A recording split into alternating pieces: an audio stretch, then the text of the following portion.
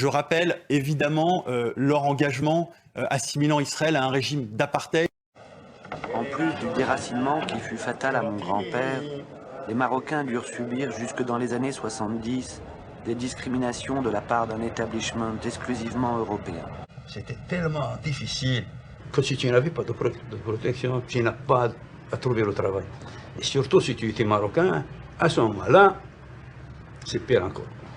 C'est pour ça que les Marocains ils ont commencé à chanter des chansons comme quoi ils vont aller au travail. Alors ils disaient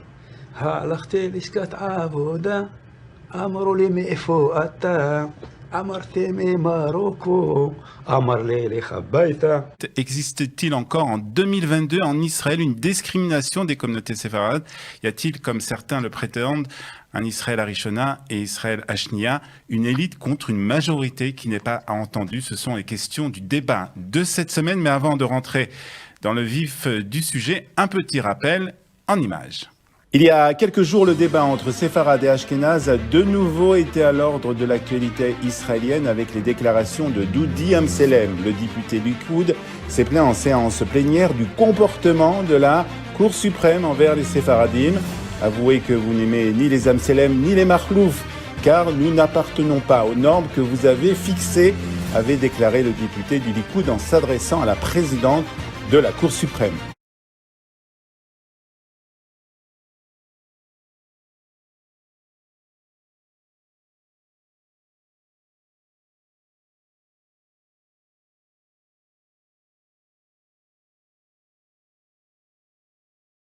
En Israël, Marine, un scandale a éclaté après le refus d'accepter le don de sang d'une députée noire. J'ai 32 ans, je suis arrivée en Israël à l'âge de 3 ans, j'ai fait mon service militaire et j'ai 2 enfants. Il n'y a aucune raison de me traiter de la sorte, propos indigné de Pnina Tamano-Shata sur la chaîne de télévision Channel 10. Pnina Tamano-Shata, c'est cette députée qui n'a donc pas pu donner son sang. Cela s'est passé hier après-midi dans l'enceinte même de la Knesset, le Parlement israélien, rapporte la Jewish Telegraphic Agency. La Magen David Adom, l'équivalent de la Croix-Rouge israélienne, y avait installé un centre de dons provisoire. La députée s'y rend, mais on refuse de l'accepter.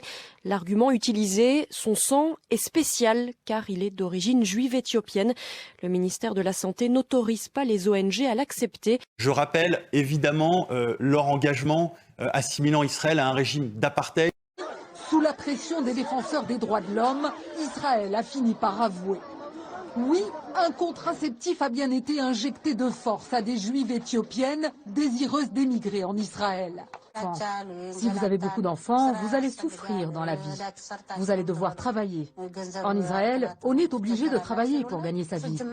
Ça va être dur financièrement. Alors, ils nous faisaient une piqûre tous les 3 mois. Est-ce que vous étiez d'accord?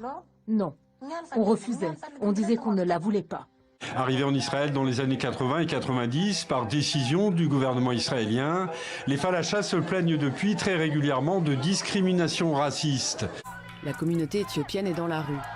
Mains levées, poignets croisés comme s'ils étaient menottés, les manifestants protestent contre le racisme et les discriminations.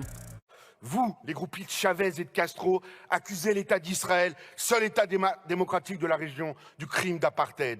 Vous appelez au boycott d'Israël. Mais boycotter Israël, c'est boycotter la démocratie.